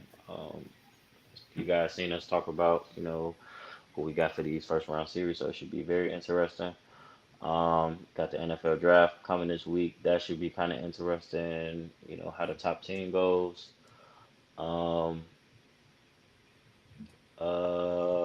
we got our Cubbies. They're playing pretty good right now. That's the only good Oh team we yeah, got. great game yesterday, man. Great game That's the, yesterday. that's the only good team we got to kind of brag on right now. Bulls got their ass sent home. The White Sox, White Sox came back down to earth. Ooh, they look awful, don't they? they Yeah, may but I'm they repping. they may need some Black Sox. I Yeah. don't know what's going on. uh, They look awful, man. the Bears have a chance to get it right, I guess, at the draft this week. Hell, the Bulls' only highlight was Caleb Williams throwing the ball in the stadium, far as shit this week. Uh, Y'all saw that clip too? He I saw the signed that clip ball. too. He signed the heck out that ball and tossed it, and everybody was happy. That was the only happy moment of that game. exactly. That's They're that's like, that's wow, look at the potential. They're like, wow, look at the potential. that's terrible. So, it should be an interesting week. Weather's getting a little warmer. Man. A lot of rain, a lot of wind. So everybody be safe. Um, Easter Sunday. Um, Yeah. just remember the reason why we celebrate. Mm, Um, yeah. Enjoy mm. times with your family. Enjoy times with the kids. Be safe. And yeah, just remember the real reason why we celebrate Easter. For real, dog. For real. That's Preach, real, preacher. dog. For real, preach on the real. It ain't about the pink suits and the green suits with the dive hats and going out to old country buffet after church. I feel you, bro. That's still a thing. Definitely. I did that growing up like a mug. We didn't go to church at all. We went to church on Easter though. Bruh. Like, you ain't joking. Like, the one day out the year, everybody at church. On the real. And then everybody go out to eat afterwards. That's what Right. it was. And everybody was dressed It- up, like dressed clean. Like I mean, clean. you had your Easter I'm outfit. That talking was about the thing. right. I'm talking about our mama would make sure on Saturday morning we go to commercial on 93rd over there over East. Y'all know what I'm saying? Ian and Jamar over East over there. Maybe to our viewers, they know what commercial is. We go to commercial. Sometimes we go to Jewtown. Y'all know Jewtown. It ain't there no more, but where they sell the purple polishes. Or go to 63rd Street and just rack up on clothes. Make sure we were sharp for that morning, boy. We be sharp, brand new ones, brand new woo up the bam. I remember that for sure, man. But bro, real talk. Yes, definitely. The real reason for Easter Sunday, man. And just to give your guys a context here, me living in a Catholic based island, it's Easter Monday here, fellas. And so it's not Easter Sunday, it's Easter Monday because they believe based off of the calendar that Jesus 3 days after rose on a Monday, not a Sunday. Monday. Okay. Yeah. And so they shut everything down like from Good Friday on so everything's closed here early. They really take it serious. Friday, Good Friday, a lot of church, a lot of vigilance, passion of the Christ, remembering Christ. And no work, no school, stuff like that. Easter Sunday, they do that as well. A lot of the Protestant people here. And then the Catholics on Monday, they do their thing on Monday, Easter Monday. And so everything's shut down to next Tuesday. here in the islands. And so very intriguing. It's a big world, y'all, and the amount of differences different countries have will blow your mind. You'll be like, wow, Easter Monday, not Easter Sunday. And so It makes sense though. it does, right? From 3 a days calendar later. standpoint, 3 days later, it technically would Monday. make sense to be Monday. Yeah. And so, yeah, man, some of the differences are crazy. And so, with that being said, world, man, it's a great conversation. It's a pleasure to have both of the guys here. We got guests coming on with us next weekend. So, tune in with us as we got guests coming for the next month or so. Chop it up with us. We appreciate the support from each of you. Support our podcast. Support us. You see that screen right there? Take your phone. Support us. We got clothing. We got merchandise. Anything that you would imagine. The Early Morning Sports Talk podcast is already up on it. And we truly, truly love and appreciate you guys' support, rocking with us every Saturday. And whenever we decide to go live. And so with that being said, on behalf of the Early Morning Sports Talk podcast, we would like to say thank you for tuning in with us this morning. Continue to chop it up with us and support our podcast on various platforms. And if you would love to talk sports with us on the Early Morning Sports Talk podcast, we are here and would love to do so with you. Your love and support is truly appreciated, and we hope you all have a blessed and safe Resurrection Easter Sunday weekend. Peace.